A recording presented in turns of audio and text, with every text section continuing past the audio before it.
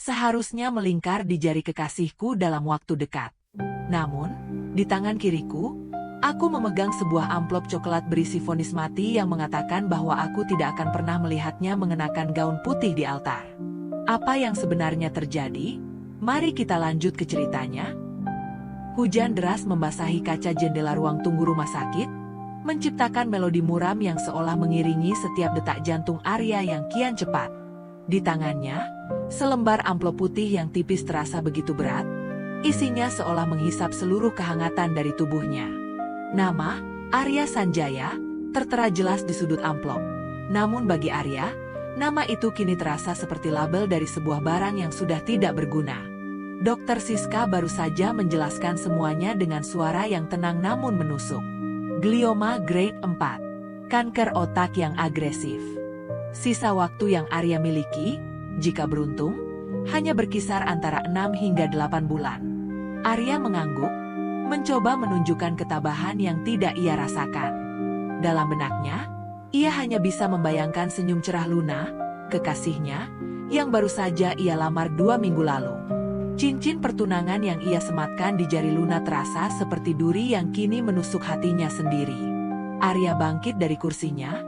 Langkahnya terasa gontai saat ia berjalan keluar dari rumah sakit.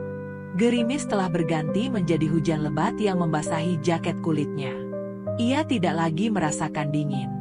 Pikirannya kosong, namun sekaligus dipenuhi oleh bayangan wajah Luna yang sedang menatap gaun pengantin di majalah. Matanya berbinar penuh harapan. Bagaimana ia akan memberitahu Luna? Bagaimana ia akan merenggut impian itu? Ia teringat malam saat ia melamar Luna di bawah pohon Kamboja tua di taman kota. Bintang-bintang bersinar begitu terang, dan janji-janji manis terucap begitu saja dari bibirnya. Aku akan selalu menjagamu, Luna. Sampai tua nanti, kita akan tetap bersama. Kata-kata itu kini berbalik menghantamnya seperti gelombang pasang, menenggelamkannya dalam rasa bersalah yang tak terhingga. Arya masuk ke dalam mobilnya. Mesinnya menderu pelan. Ia menatap pantulan dirinya di kaca spion. Wajahnya yang dulu ceria kini tampak pucat dan dipenuhi lingkaran hitam di bawah mata. Ia merogoh saku jaketnya, menemukan kotak kecil berisi cincin pertunangan cadangan yang seharusnya ia berikan kepada Luna sebagai kejutan di hari ulang tahunnya. Cincin itu terasa dingin di tangannya, simbol janji yang kini terasa hampa. Ia mengemudi pulang tanpa tujuan yang jelas, menyusuri jalanan kota yang basah. Setiap lampu merah yang ia temui terasa seperti tanda berhenti bagi seluruh kehidupannya.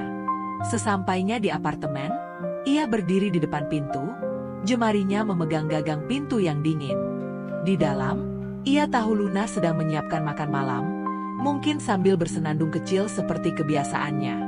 Arya memejamkan mata, mencoba menata kembali kalimat-kalimat yang akan ia ucapkan. Namun, setiap skenario yang ia bayangkan selalu berakhir dengan tangisan Luna yang pilu, tangisan yang Arya tahu akan menghancurkan hatinya berkeping-keping. Ia tidak siap. Ia belum siap untuk menjadi penyebab kesedihan terbesar dalam hidup orang yang paling ia cintai. Pagi itu, sinar matahari masuk menembus celah gorden. Namun tidak ada kehangatan yang meresap ke dalam tulang Arya. Ia berdiri di depan lemari pakaian yang terbuka, menatap barisan kemeja yang tersusun rapi. Tangannya gemetar saat menyentuh sebuah kemeja flanel berwarna merah marun, kemeja favorit Luna. Ia ingat betul bagaimana Luna selalu memuji betapa gagah dirinya saat mengenakan warna itu. Namun kini, setiap helai kain itu terasa seperti beban masa lalu yang harus segera ia lepaskan. Di dapur, suara denting spatula yang beradu dengan wajan terdengar ceria. Luna sedang memasak omelet. Aroma mentega gurih memenuhi apartemen kecil mereka. Arya mencoba mengatur napasnya, memaksakan sebuah senyum di depan cermin sebelum melangkah keluar. Ia harus menjadi aktor terbaik mulai hari ini. Ia harus menyembunyikan rasa sakit yang mulai berdenyut di belakang matanya setiap kali cahaya terlalu terang. Pagi, sayang. Kemeja merah? Tumben sekali hari ini. Sapa Luna dengan mata berbinar. Tangannya masih sibuk membalik masakan. Ia menghampiri Arya, mengecup pipinya yang terasa dingin, lalu merapikan kerah kemeja itu dengan penuh kasih. Aku hanya ingin terlihat tampan untukmu hari ini. jawab Arya dengan suara yang ia usahakan tetap stabil. Ia menarik kursi makan, menatap Luna yang tampak begitu bahagia. Kebahagiaan itu kini menjadi racun sekaligus penawar bagi Arya. Sepanjang sarapan, Arya hanya memainkan makanannya.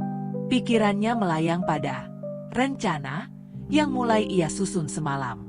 Ia mulai menulis catatan kecil di ponselnya. Bayar asuransi untuk Luna, rapikan tabungan bersama agar bisa diakses Luna tanpa kendala, dan mulai menjauhkan diri secara perlahan agar Luna terbiasa tanpa kehadirannya.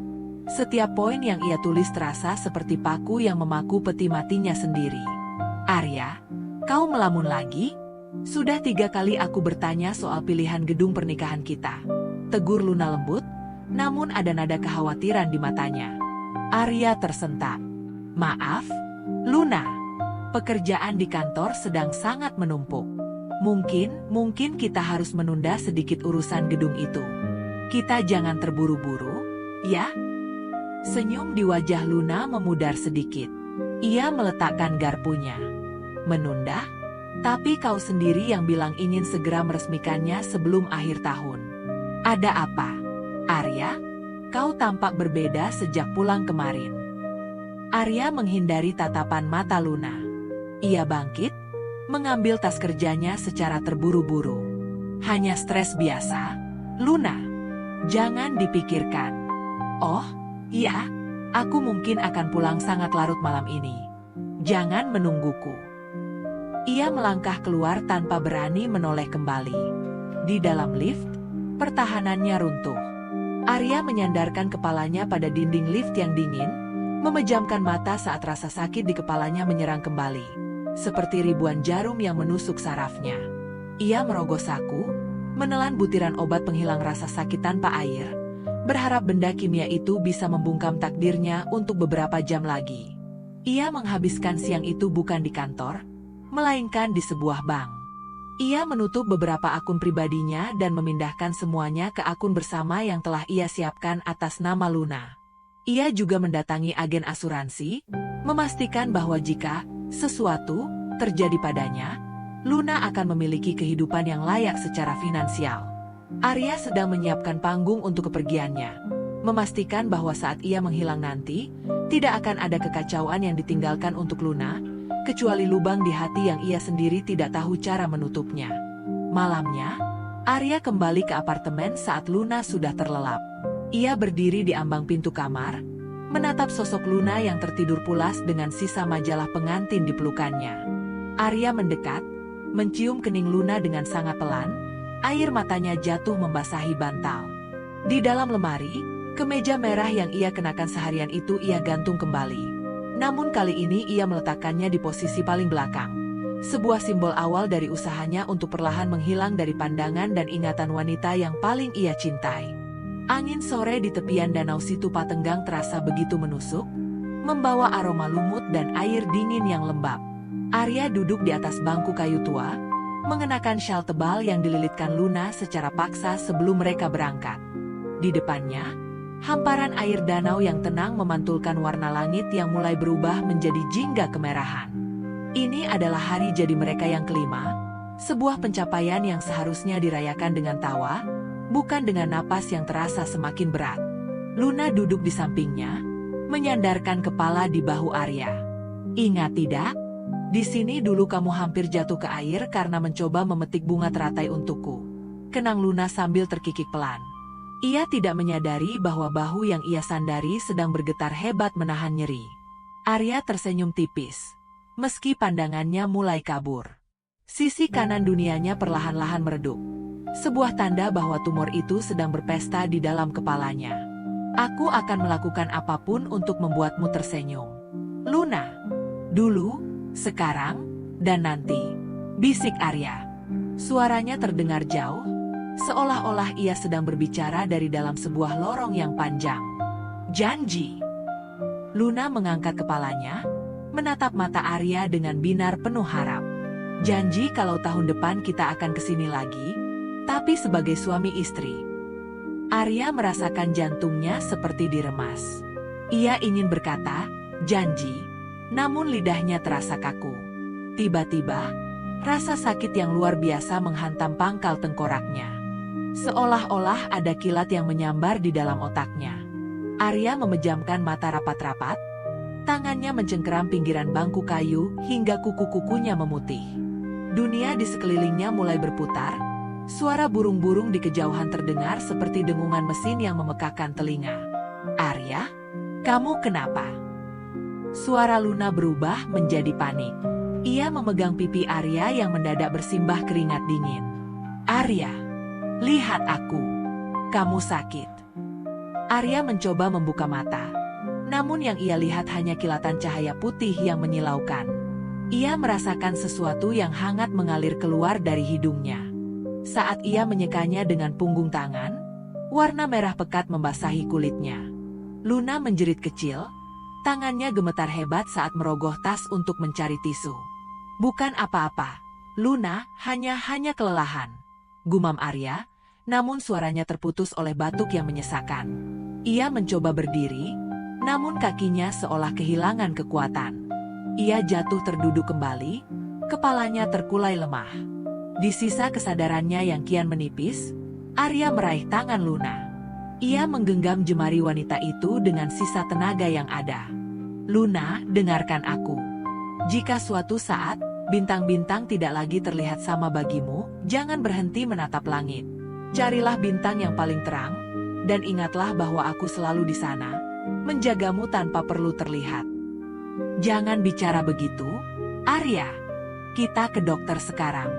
Aku mohon," tangis Luna pecah. Air matanya jatuh membasahi kemeja Arya, bercampur dengan noda darah yang kian banyak. Arya tidak menjawab lagi. Ia hanya menatap danau itu untuk terakhir kalinya dalam kejernihan pikiran yang tersisa. Ia memaksakan sebuah senyuman, senyuman paling jujur yang pernah ia berikan.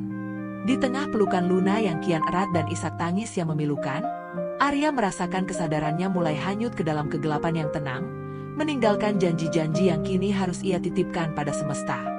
Ruang perawatan itu hanya diterangi oleh lampu temaram di atas tempat tidur, menciptakan suasana yang steril namun menyesakan. Aroma antiseptik yang tajam menusuk hidung, bercampur dengan bau hampa dari mesin-mesin yang terus berdegup dalam irama monoton. Arya terbaring lemah. Tubuhnya yang dulu tegap kini tampak menyusut di balik selimut putih rumah sakit. Selang oksigen melingkar di wajahnya, menjadi satu-satunya jembatan tipis yang menahannya agar tidak hanyut ke dalam kegelapan. Luna duduk di samping tempat tidur, tidak pernah melepaskan genggamannya pada tangan Arya yang kini terasa sekurus ranting kering. Mata Luna merah dan bengkak. Namun ia mencoba menahan isakannya agar tidak mengganggu istirahat pria itu. Di atas meja nakas, terdapat sebuah gelas plastik berisi kopi hitam yang sudah dingin. Kopi yang dipesan Arya beberapa jam yang lalu saat ia sempat sadar sebentar. "Luna." Suara Arya terdengar seperti bisikan angin di antara dedaunan kering. Sangat tipis dan rapuh. Luna segera mendekat, mendekatkan telinganya ke bibir Arya. "Iya, sayang, aku di sini. Aku tidak kemana-mana." Arya membuka matanya perlahan. Pandangannya tidak lagi fokus. Namun ia bisa merasakan kehadiran Luna lewat hangatnya sentuhan tangan wanita itu. "Kopinya, apakah masih ada?"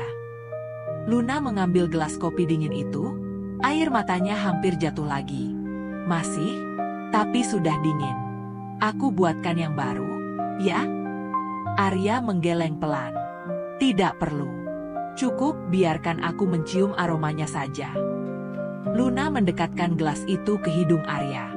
Arya menghirup aroma kopi itu dalam-dalam, sebuah aroma yang selalu identik dengan pagi hari mereka yang penuh tawa di apartemen. Kenangan tentang bagaimana mereka bertengkar karena Arya selalu lupa mencuci cangkirnya, atau bagaimana Luna selalu menambahkan terlalu banyak gula, melintas cepat di benak Arya. Itu adalah fragmen-fragmen kebahagiaan kecil yang kini terasa sangat mewah. "Luna, di dalam laci meja rias kita ada sebuah kotak kayu kecil," ucap Arya terbata-bata. Setiap kata yang keluar terasa seperti ia harus mendaki gunung yang sangat tinggi. "Aku sudah menulis banyak surat di sana. Ada surat untuk ulang tahunmu yang ke-25, ke-30, sampai ke-50. Baca satu persatu setiap tahunnya. Ya, jangan curang. Tangis Luna tidak lagi terbendung. Ia menyembunyikan wajahnya di sisi tempat tidur, bahunya berguncang hebat. Kenapa kamu melakukan ini, Arya? Kenapa kamu menyimpannya sendiri? Aku seharusnya ada di sampingmu melawan semua ini. Arya menggerakkan jarinya, mencoba mengusap rambut Luna dengan sisa tenaga terakhir. Karena aku ingin ingatanmu tentangku adalah ingatan yang indah, bukan ingatan tentang pria yang sakit-sakitan. Aku ingin menjadi pahlawanmu, bukan bebanmu. Napas Arya mulai tersengal. Bunyi monitor jantung di sampingnya mulai berubah. Detaknya menjadi lebih lambat dan tidak beraturan. Arya tahu waktunya hampir habis. Ia menatap langit-langit kamar dengan pandangan yang semakin menjauh. Ia tidak lagi merasa takut. Rasa sakit yang selama ini menyiksanya perlahan-lahan menguap, digantikan oleh rasa tenang yang aneh. Aku mencintaimu, Luna, melampaui waktu yang diberikan padaku, bisik Arya. Pandangannya perlahan meredup. Ia melihat bayangan dirinya dan Luna sedang berdansa di bawah pohon Kamboja, tanpa rasa sakit, tanpa kanker, dan tanpa perpisahan. Pegangan tangan Arya pada tangan Luna perlahan-lahan melonggar. Gelas kopi di atas nakas itu tetap di sana, menjadi saksi bisu dari akhir sebuah cerita cinta yang dipaksa berhenti oleh takdir, meninggalkan aroma pahit yang akan selalu melekat dalam ingatan Luna selamanya. 6 bulan telah berlalu sejak nisan berbatu marmer dengan nama Arya Sanjaya tertancap di bumi yang lembab. Apartemen mereka kini terasa terlalu luas. Setiap sudutnya menyimpan gema suara yang tak lagi terdengar. Luna berdiri di depan meja rias, menatap kotak kayu kecil yang disebutkan Arya di saat-saat terakhirnya. Dengan tangan bergetar, ia membuka tutup kotak itu. Di dalamnya, tumpukan amplop tertata rapi, masing-masing bertuliskan angka usia yang akan Luna jalani. Luna mengambil amplop pertama, untuk Luna, di ulang tahunmu yang ke-25. Ia duduk di tepi tempat tidur, merasakan tekstur kertas yang pernah disentuh oleh jemari Arya.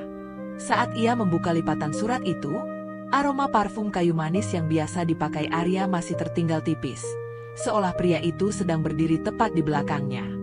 Luna, sayangku. Jika kau membaca ini, berarti aku sudah berhasil menjadi bintang yang paling terang di langitmu. Maafkan aku karena tidak bisa memberimu kue atau kado fisik tahun ini. Tapi ketahuilah, di setiap embusan angin yang menerpa wajahmu saat kau sedih, itu adalah aku yang sedang mencoba menghapus air matamu. Berjanjilah padaku, hari ini kau akan memakai gaun tercantikmu, pergi ke kedai kopi kita, dan memesan 1 potong kue coklat. Makanlah untukku juga. Air mata Luna jatuh membasahi kertas itu, membuat beberapa huruf tinta biru sedikit luntur. Namun, ia tidak lagi menangis dengan keputusasaan yang sama seperti di rumah sakit. Ada sebuah kedamaian kecil yang merayap masuk ke hatinya. Arya tidak benar-benar pergi.